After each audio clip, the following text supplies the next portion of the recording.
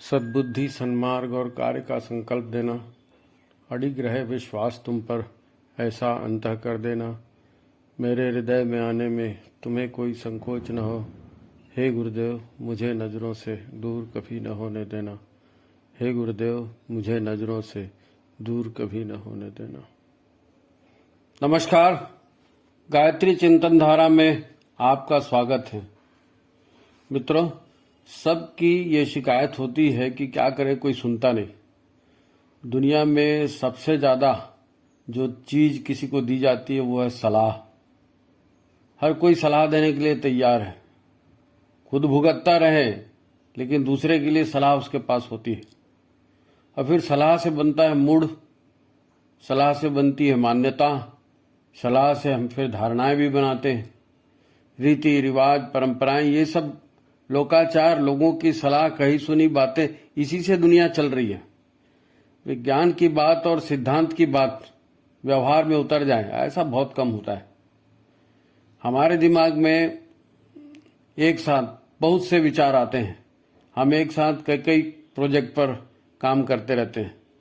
तब जो कुछ भी समाज में होते दिखता है या हम लोगों को करते दिखते हैं, देखते हैं कि इसने लाभ उठा लिया तो हम भी वैसे ही करना शुरू कर देते हैं। यह है सामाजिक ढर्रा। जीवन इसी से चलता है, पहले भी चलता था, आज भी इतना वैज्ञानिक जमाना बोलो लेकिन आज भी जीवन ऐसे ही चल रहा है। इसके साथ मजा मौज की बातें जुड़ जाती हैं, स्वाद की बात जुड़ जाती है, सौंदर्य की बात, रुचि की बात, ये सब बातें जुड़ती जाती हैं। लेकिन इसका सत्य और विज्ञान से कोई संबंध हो ये जरूरी नहीं है। ये सब व्यवहार में चलता है। कुल मिलाकर इसका परिणाम क्या है? इसका परिणाम वही है जो आज दिख रहा है। जो भी अच्छा बुरा हमारे सामने में वो प्रत्यक्ष है। कोई देखने का प्रयत्न करेगा तभी सच दिखेगा। सच अपने आप नजर नहीं आता, सत्य की खोज करनी पड़ती है। लोगों को करते देखा, किसी ने कहा हम तो उसके भरोसे पे आ गए, हमने ऐसा कर दिया, तो तुमने सत्य को खोजा क्यों नहीं? सत्य की खोज करनी पड़ती है भाई। क्या किया जाए, क्या न किया जाए, ये कौन बताएगा? और इतना समय कहाँ है लोगों के पास? सब तो देखा सीखी काम करते हैं या लोगों की सलाह पर काम करते हैं। और सलाह देने का धंधा भी चल पड़ा है। लोग अपने जैसी काम करने के लिए, अपनी कंपनी में शामिल करने के लिए और सलाह देते रहते हैं अपना लाभ उठाने के लिए।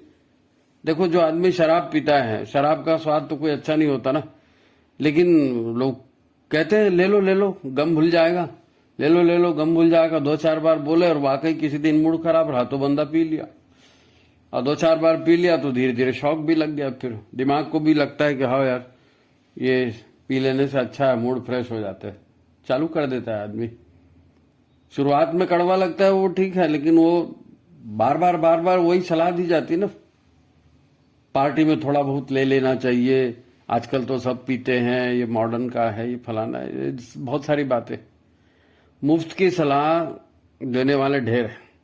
पड़ोसी, दोस्त, रिश्तेदार, अखबार सलाह देता है, टीवी सलाह देता है, ये माल बेचने वाले, ये धंधेबाज, ये सब लोग सलाह ही तो देते हैं। इंश्योरेंस वाला आपको सलाह देता है। जब समझ में नहीं आता तो आप कंसल्टेंट हैं, सलाहकार, काउंसलर, ये सब क्या है? ये सब सलाह देने वाले लोग। और फर्जी सलाह भी इसी तरह दी जाती है। और लोग फर्जी सलाह के लिए, आपने देखा होगा, बड़ी बड़ी कंपनी वाले होते हैं, राजनीतिक दल वाले होते हैं, झूठे सर्वे आयोजित करते हैं, ओपिनियन पोल, ताकि लोग ऐसा कर रहे हैं तो सब लोग देखें कि लोग कर रहे हैं तो हम भी करें। ये किसी तरह अपने उकसाने के लिए होता है, क्योंकि उनको मालूम है बंदा दिमाग से काम तो करेगा नहीं। बाकायदा इस पर सेमिनार करते हैं लोग, सर्वे कर करके। और पूरा शिक्षा जगत आज इसी बात पर चल रहा है, वैज्ञानिक आधार पर नहीं चल रहा है।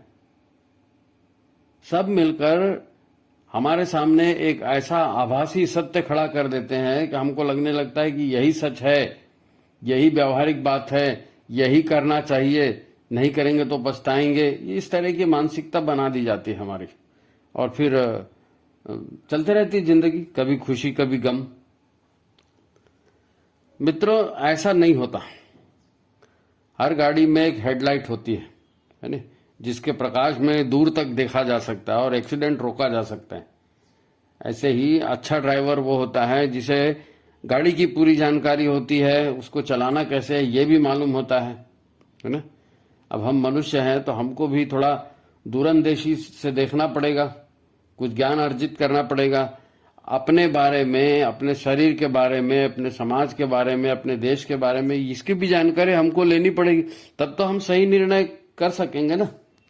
अब ऐसी कही सुनी बातों पर चलेंगे तो हो गया। अच्छा, मैं ये सब बात आपसे क्यों कह रहा हूं? आप तो ज्ञानवान हैं, धनवान हैं, स्वस्थ हैं, प्रसन्न हैं, आप दूरदर्शी भी हैं, आप समझदार हैं, लेकिन मैं ऐसा क्यों कह रहा हूं? पांडव भी ऐसे थे, धर्मराज थे, भीमराज थे, भीम, युधिष्ठिर, महावीर, अर्जुन, नकुल, सहदेव, ये सब एक से एक विद्वान, एक से एक बलशाली और समझदार लोग थे, और प्रेम पूर्वक रहते भी थे अपनी जिंदगी, प्रेम पूर्वक जी भी रहे थे। लेकिन कैसे जी रहे थे? इतनी अकल होते हुए, इतना धर्म का ज्ञान होते हुए, इतने वीर पुरुष होते हुए भी बचपने से ठोकरे ही खाते रहे वो जिंदगी भर। अगर कृष्ण उनको नहीं बचाते तो उनका तो जीना मुश्किल हो जाता। ये महाभारत जीतना तो दूर की बात है, लेकिन न केवल वो जीत बल्कि महाभारत भी जीत पाए। क्यों? क्योंकि कृष्ण इन सब से अलिप्त थे, दूरंदेशी, दूर की दृष्टि उनके पास थी। वो योगराज कृष्ण थे, वो किसी में ऐसे भावावेश में आकर कोई काम नहीं करते थे। कृष्ण की दूरंदेशी समझदारी और उनकी नीतियों से उनको विजय प्राप्त हुई। धन की शक्ति, सामर्थ्य, सौंदर्य ये इतना पर्याप्त नहीं है। लोग सोचते हैं हम कमा लेंगे, हम तो सुंदर हैं, हमारे पास तो ज्ञान है, तो हम तो जिंदगी में कभी फेल नहीं होंगे। ऐसा नहीं है, ऐसा नहीं है। शेर को सवा शेर मिलते रहता है, ये जिंदगी है। और जिंदगी को कैसे जीना है, अगर ये चाहिए तो सर्च लाइट वाला, ज्ञान वाला, समझदारी वाला, फिर कोई मार्गदर्शक चाहिए आपको, और इसी को गुरु कहते हैं। लोग सलाह देते हैं, सलाह गुरु भी देते हैं, लेकिन गुरु की सलाह ज्ञान युक्त होती है, निस्वार्थ होती है और आपके हित में होती है। लोग सब अपने अपने हित से, अपनी समझदारी से देते हैं, लेकिन उनका इंटरेस्ट आपके हित में नहीं रहता।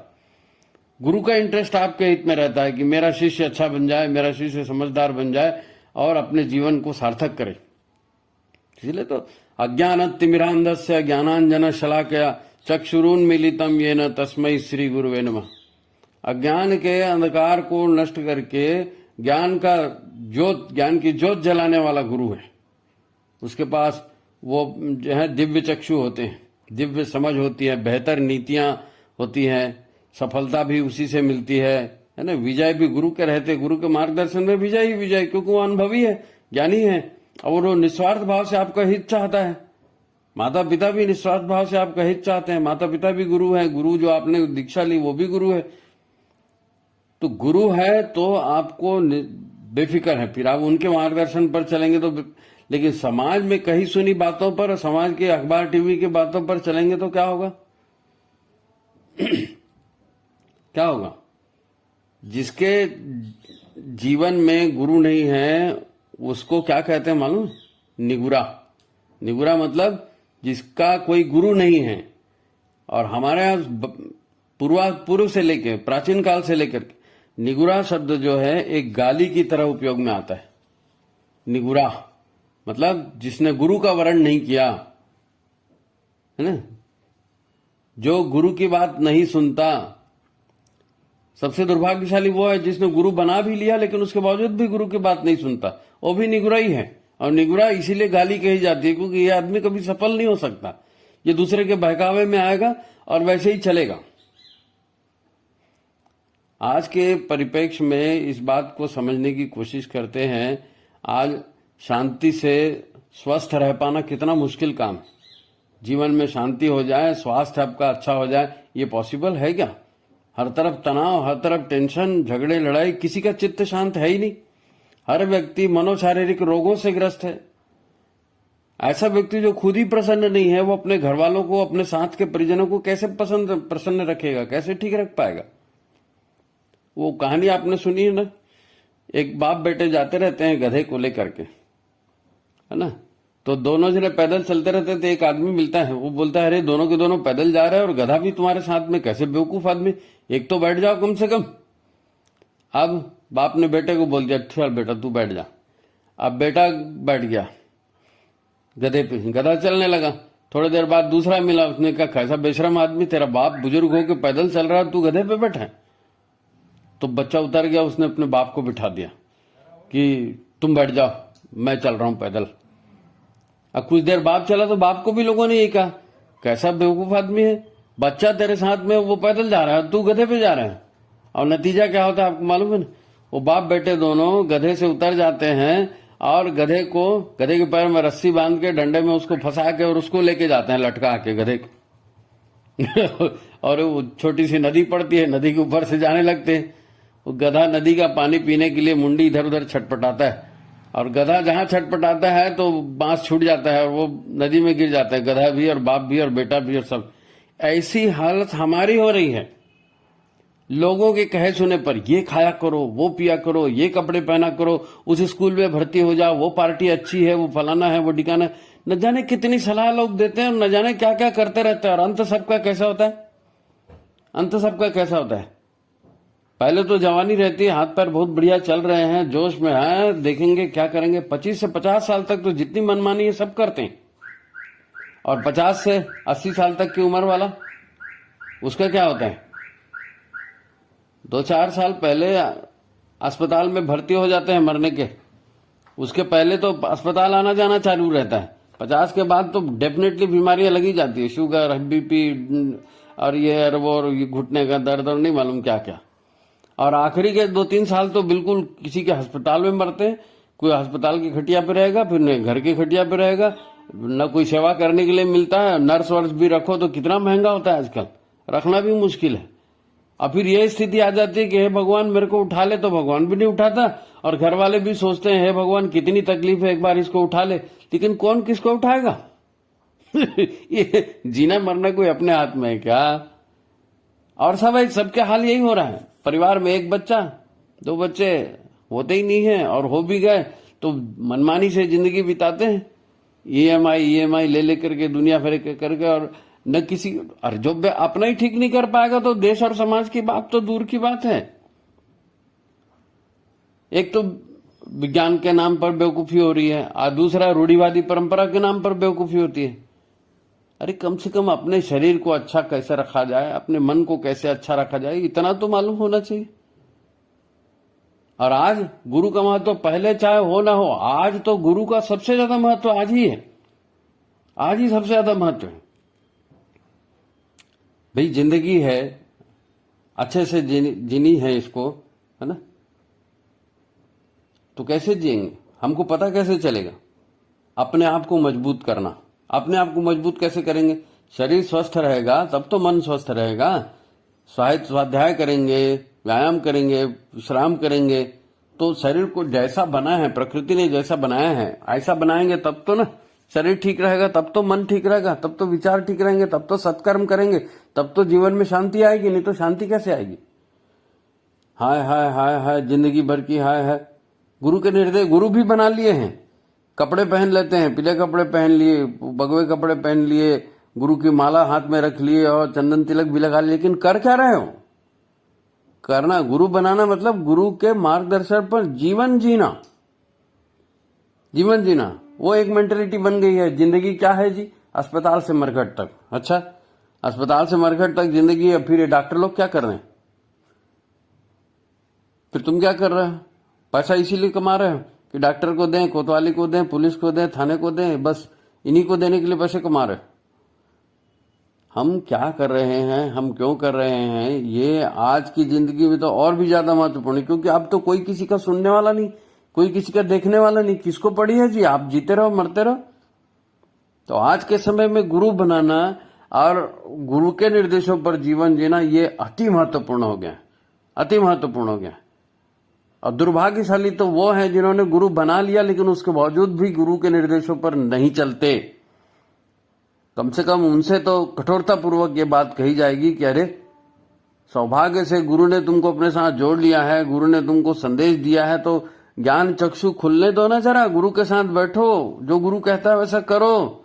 नेतागिरी बहुत हो गई, खत्म करो नेतागिरी। नेतागिरी से कुछ नहीं होने वाला है।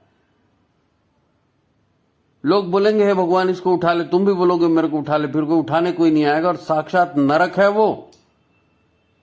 बिस्तर में पड़े पड़े बेड सोल हो जाता है, मालूम है? ऐसी ऐसी दर्दनाक मौत इसी जिंदगी में होती है। इसलिए हमारे गुरुदेव ने कहा भाई बिल्कुल हम ईश्वर को सर्वव्यापी न्यायकारी मानकर उसके अनुशासन को जीवन में उतारेंगे, शरीर को भगवान का मंदिर समझकर आरोग्य की रक्षा करेंगे। तो करो ना आरोग्य की रक्षा, तो ढेर सारी बीमारियां पाल के तो खुद ही घूम रहे हैं और मंच पे जाकर के प्रवचन दे रहे। ये गुरु के निर्देशों पर चलना है?